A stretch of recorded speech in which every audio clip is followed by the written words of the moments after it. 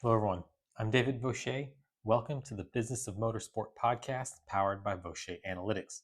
In today's episode, I want to talk about what I think might just be the most fascinating case study I've heard so far about taking on-track racing directly to the consumer. Let's get right into it and talk about Polestar. Racing teams believe they exist to win races. Manufacturers believe they exist to market cars.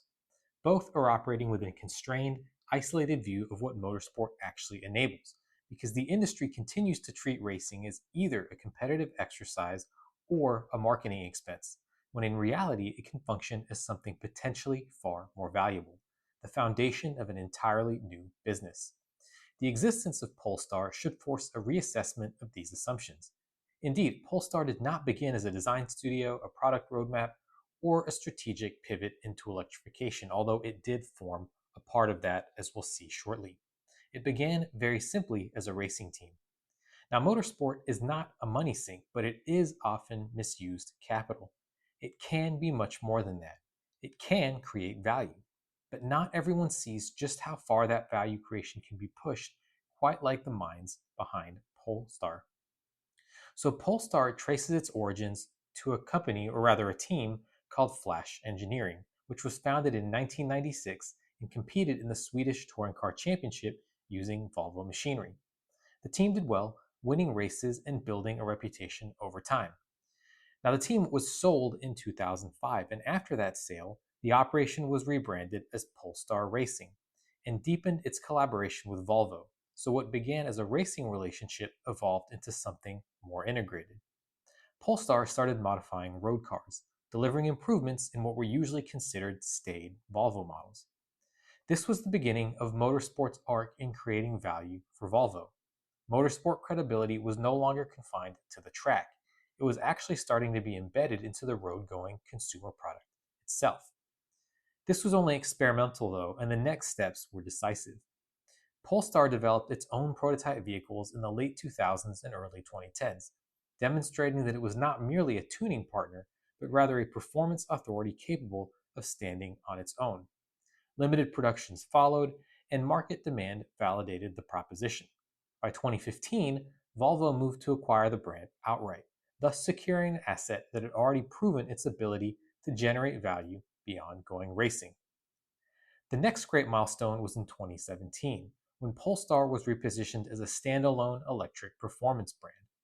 Now, rather than integrating Polestar into Volvo as a subdivision or performance trim, for instance, M for BMW or AMG for Mercedes, as other luxury brands continue to do, the company chose to elevate it into an independent entity focused on the future of the industry, electric vehicles.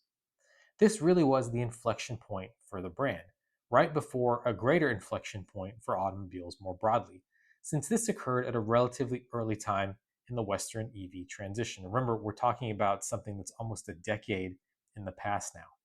Now, this move, while bold, becomes a little less so when you realize that Volvo had itself been bought by Chinese auto manufacturer Geely in 2010. In other words, China's EV transition was moving full steam, or rather full power, ahead, and Geely made a decision to utilize an existing legacy name to continue that trajectory. At the same time, the original racing activities continued separately, but this time under the name Cyan Racing, maintaining continuity of technical credibility while allowing the Polestar brand to evolve independently. And we'll come back to Cyan Racing later because that is one of the more interesting twists in this already very interesting story. Now, Polestar's operating model benefited from its parent company's structure, and that's companies plural. It leveraged both Volvo and Geely's manufacturing infrastructure rather than building its own. This allowed the brand to scale quickly, focus on design and positioning, and enter the EV market without the burden of legacy manufacturing constraints. In other words, Polestar really was one of the first hybrid companies to reconcile the advantages of both Western design sensibilities with the Chinese operating model. And this is now my subjective opinion. I really do think Polestar models are among the most attractive EVs on the market and maybe some of the more attractive cars on the market. I just love how they all look, and that's especially true of the upcoming Polestar 6. What this wasn't, though, was a marketing exercise. Yes, Polestar was an EV company, but any motorsport pedigree assigned to it was actually totally legitimate and derived from what you might call respected internal combustion heritage. So let's talk about motorsport as a mechanism for brand creation because I've alluded to it, but let's be more explicit about it. The conventional view of motorsport is that its returns are somewhat linear, at least in theory. So, in theory, teams compete, brands gain exposure, and some portion of that exposure is meant to translate into sales. That's the famous win on Sunday, sell on Monday mantra. Now, Polestar demonstrates really a fundamentally different model. Motorsport, utilized properly, can function as a credibility engine. Over time, that credibility can be formalized into a distinct identity. For the most part, that distinct identity stops at factory tuning groups. Volvo and Geely, however, saw themselves at a pivotal moment for the automobile industry and basically spun off their performance line, transforming it into a standalone brand with its own products, pricing logic, and customer base. This is a nonlinear process. It does not end with improved brand perception. It culminates in the creation of a new revenue generating entity, and for better or for worse, it's not all positives. Before I get into some of those potential downsides, though, let's actually talk about the conditions required to become Polestar. The Polestar trajectory is not easily replicable, but it is not accidental either. It does, however, rest on a set of conditions that most racing teams fail to meet. First, the team must build non transferable credibility. This goes beyond participation or visibility. It requires sustained competitive performance, a recognizable technical identity, and a reputation that cannot easily be duplicated by another organization. Polestar achieved this through years of success and engineering development, going back to its earliest days as the Flash Racing Team rather. The association between team and brand is paramount, and today, as far as I know, only a handful of teams come close to filling this first condition. So AF Corsa with Ferrari and Manthey Racing with Porsche are two of the most obvious examples. Second, the team must align itself with a manufacturer's future problem, meaning timing must be exactly right. In Polestar's case, Volvo was facing the need to reposition itself in a rapidly evolving market defined by electrification and new competitive dynamics. Polestar became valuable not because it enhanced existing products, but because it provided a pathway into the future. Third, the team must become the default performance layer within the manufacturer's ecosystem. Polestar moved from external partner to internal authority, shaping how performance was defined and delivered across Volvo's product range. Finally, the team must demonstrate separation potential. This is the most challenging requirement. It involves building a distinct identity, a coherent narrative, and a product vision that can stand on its own. Once this threshold is crossed, the team is no longer a supplier. It becomes a strategic asset with its own trajectory to manage. But why does this model matter?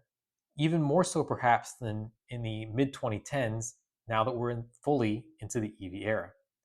Well, the emergence of Chinese electric vehicle manufacturers such as BYD and NIO has fundamentally altered the competitive landscape. There really is no going back.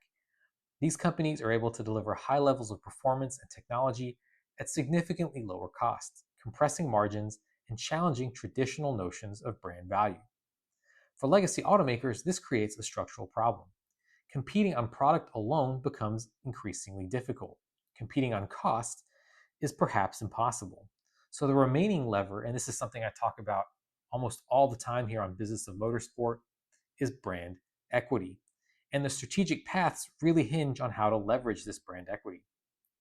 This equity is often a double-edged sword. On one hand, many people have heard of Porsche, the Yangwang, but the reason for that is wrapped up in a massive amount of expectations. Porsche can't just sell EVs because it's Porsche, and the market has been harshly reminding them of that for the past several years. So, another option is to create a sub-brand, which in theory would transmit the best qualities of the parent company while freeing it from the risks of brand equity harm to that parent company should the bet go sideways. And incidentally, in the other direction, this is what legacy firms have started to do to sell vehicles into the Chinese market, or at least have started to do in greater numbers. Polestar provided Volvo with a mechanism to reset its positioning in this manner.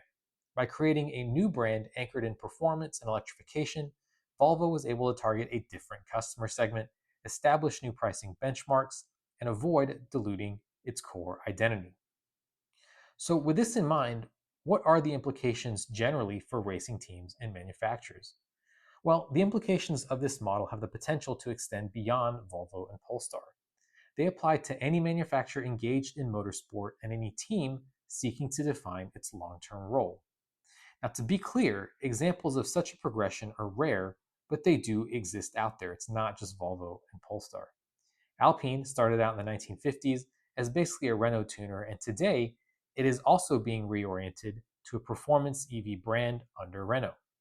But its racing heritage could be called into question in the future as the company has backed out of the WEC and its future in F1 looks uncertain. I've written about this before and I will post that link in the show notes. Toyota, through Gazoo Racing, has built substantial credibility but has not pursued full brand separation. And Gazoo Racing, well, it's internal anyways, so an equivalent move to Polestar's evolution would start via a hypothetical acquisition of Japanese team Toms. Now, to be clear, that is just me laying out hypothetical. I've heard nothing to that effect. Another example we can list is Cadillac, which has invested and is investing heavily in motorsport and could, under the right conditions, why not, evolve its programs into something more structurally significant. So perhaps something like a Blackwing sub-brand. And again, that is just my pure hypothesis. But even though it does partner with racing teams in INSA to run the cars, it seems highly unlikely that Cadillac will go any further than a temporary agreement with those organizations. Regardless, the question is not whether motorsport delivers value. In fact, GM CEO Mary Barra said as much recently, and when I say recently, I'm talking about just a few days prior to me recording this episode in early May 2026. So to quote GM CEO, quote, "We work very closely with motorsports, and there are learnings you see on the track that first find their way into vehicles like the CT5V Blackwing, then into Corvette, into Camaro, all across the portfolio. What we learn makes our vehicles better, and it does make its way to production cars. What we learn from a validation and simulation perspective especially is very important," end quote. So motorsport absolutely can create value, but the vision that companies have to take that value from the track all the way to the consumer is often lacking. Now, so far, this sounds like a lot of upside, but as I mentioned earlier, there are risks and there are downsides. So let's talk about the cost of independence and why the Polestar endgame is risky. Now, as I've mentioned, this all sounds great so far, but the Polestar model is not for the faint of heart. It is easy to look at the trajectory from racing team to standalone EV brand and see a clean, repeatable process. Motorsport builds credibility, credibility becomes brand equity, and brand equity translates into pricing power. Now, that narrative is directionally correct, and I encourage every company involved in motorsport to try and mirror that trajectory. In fact, that is the main mission of Vaucher Analytics. But that trajectory, as it applies to Volvo and Polestar, hides the most important reality of the entire strategy. Independence comes at a cost that most organizations cannot survive. And Polestar itself illustrates this. It really is a product of some very specific circumstances and timing. While it operates as a standalone brand, it has never truly been independent in operational terms. Its manufacturing structure, leveraging infrastructure from Volvo and Geely, is not just an efficiency choice, it's actually a survival necessity. Now, even then, the financial burden has been significant, with sustained losses as the company invests in growth, product development, and brand positioning. You all know, if you're listening to this podcast, it's a highly competitive market out there, and it's only going to get more competitive. So running just a regular brand, one that's been in operation for a while, is one thing. Trying to make a totally new brand stand out is quite another. Now, more importantly, the ownership structure has evolved in a way that reveals the underlying dynamic. Volvo has actually reduced its stake over time, while Geely, through its founder's investment vehicle, has taken on a larger role as the primary financial backer. This is not a minor detail. It is indeed the very mechanism that allows the Polestar model to function. So, unsurprisingly, a standalone brand does not survive on credibility alone. Credibility is a necessary but not sufficient condition. Creating value from motorsport in the way Polestar hopes to do really does require a backer with a balance sheet and long-term vision to absorb years of losses. Now, for racing teams looking at this model, the implication is right in front of them. The end game is not simply to become a brand, but rather to become a brand that a larger entity is willing to fund as a long-term strategic bet. In practice, this means going way beyond the traditional transactional sponsorship model that's been around motorsports for decades.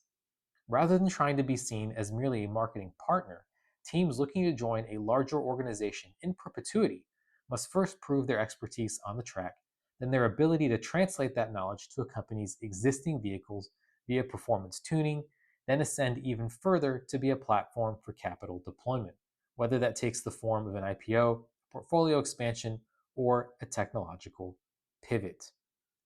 Now, I've talked about credibility a lot, but let's talk about the trap that this could represent and when performance stops meaning what it seems to imply.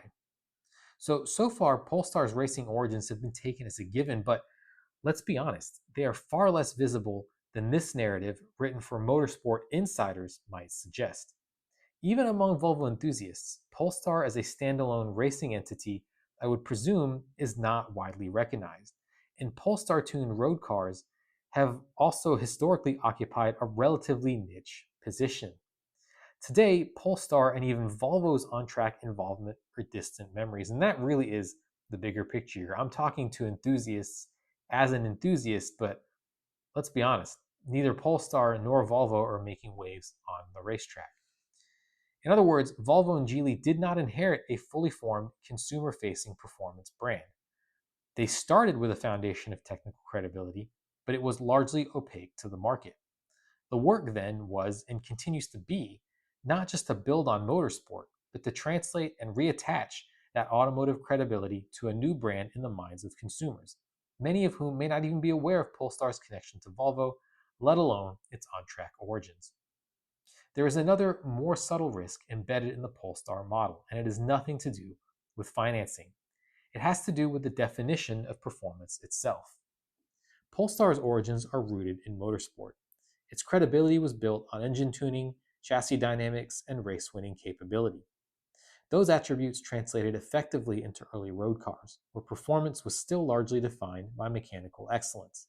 But the industry has shifted and continues to shift. In a software-defined vehicle landscape, performance is no longer limited to acceleration, handling, or lap times.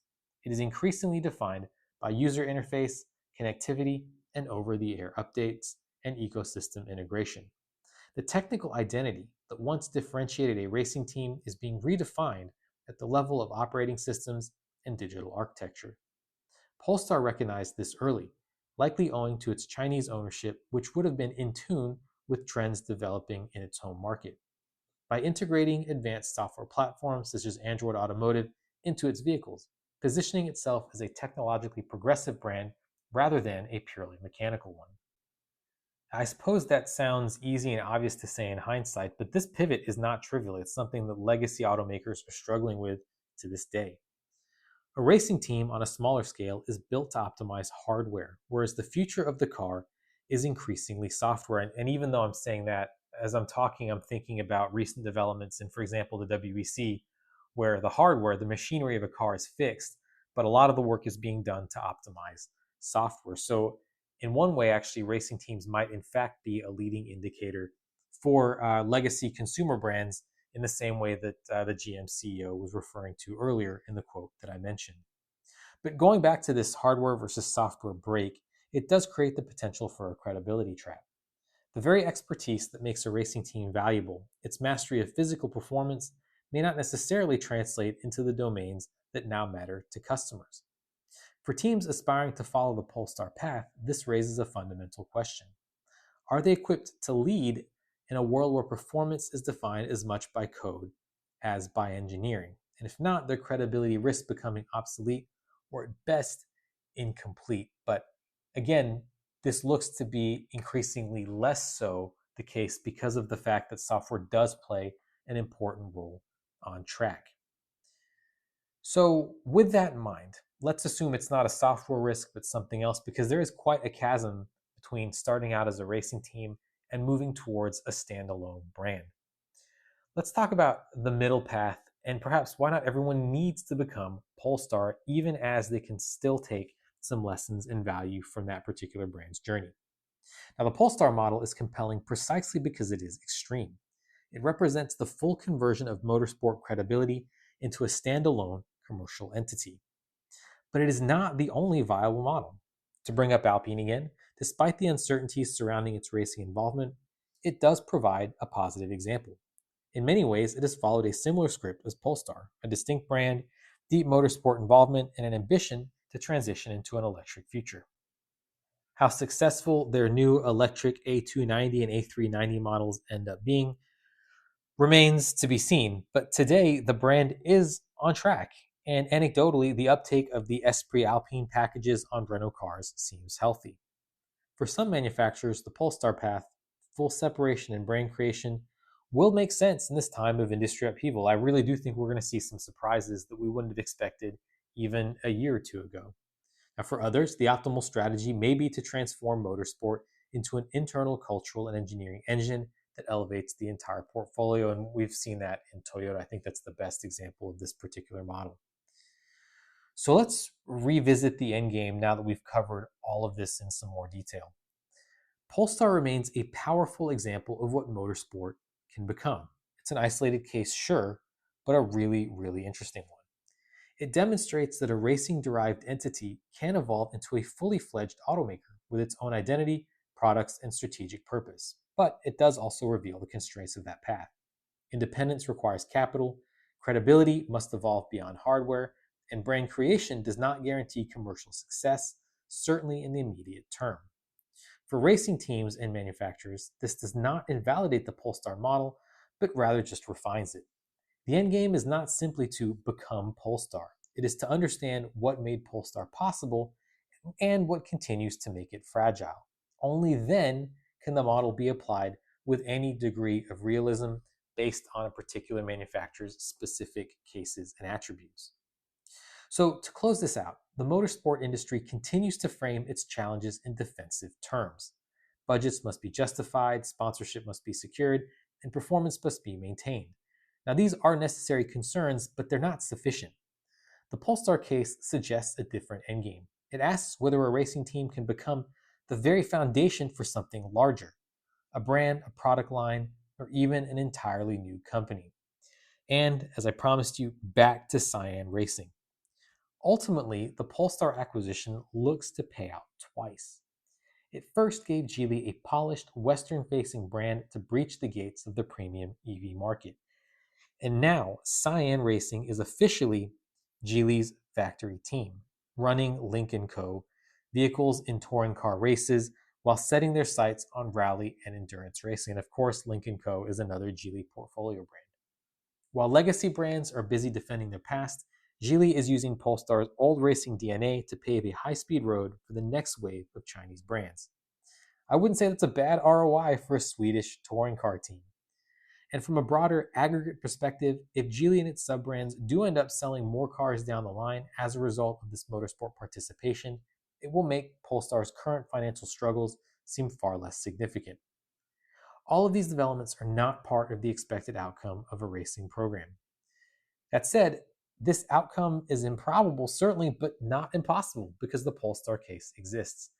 And in an industry facing structural disruption like it has never before, it may become an increasingly relevant path to consider for both racing teams and legacy manufacturers alike. And that is it for today's episode of Business of Motorsport. I really do hope you enjoyed this episode, and as always, I want to thank you so much for choosing to spend your time with me. As always, if you want more detail and context around this particular episode, I'll post all of the relevant links in the show notes. And if you ever want to drop me a line with your questions and comments, you can always do that via email. The email address is contact@vaucheranalytics.com. Again, I want to thank you so much for choosing to spend your time with me, and I really look forward to speaking with you on the next episode of the Business of Motorsport.